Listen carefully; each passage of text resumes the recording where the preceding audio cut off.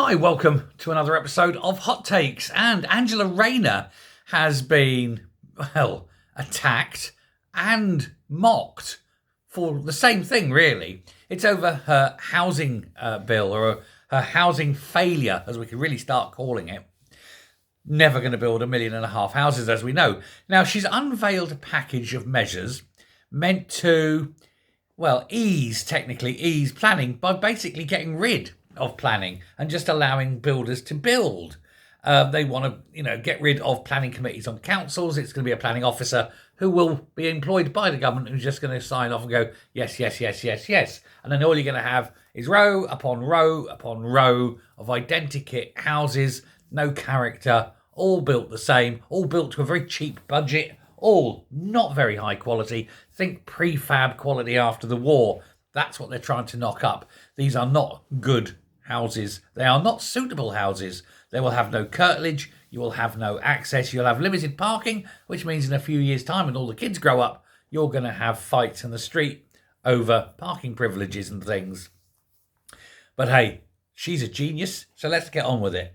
But they're saying that this removal is going to be a planning free-for-all. It will create havoc, and it is all going to be very badly planned out. It's driven as a mixture between maximising house building so Angela doesn't look bad and maximising profits for housing companies who are going to build the cheapest houses you can get with cardboard walls.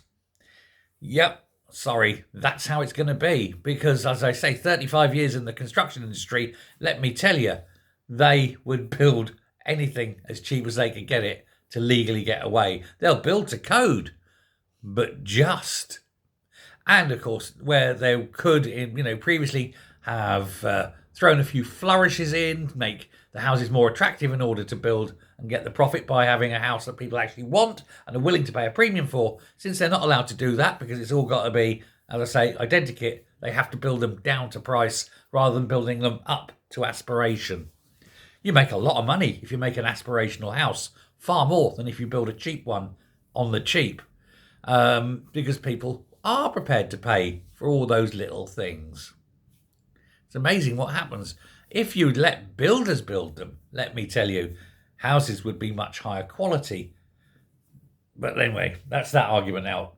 The other thing they're mocking her for, of course, is the fact that she's having her budget cut. So yes, you've still got to build the same amount of houses, but with only 90% of the money you had before. It was never going to be built the first time. She is running desperate. And why isn't she building in the cities where there's lots of brown sites? No, got to dig up all those green sites because, hey, it's easier, apparently. Well, the fact is, again, for builders, it's expensive cleaning up a brownfield site to build. That expense, of course, will just go straight onto the cost of housing. It doesn't make for cheap housing. You can build 1 million houses. They still won't be cheap because nothing's cheap these days. Except Angela. Thanks very much. Bye.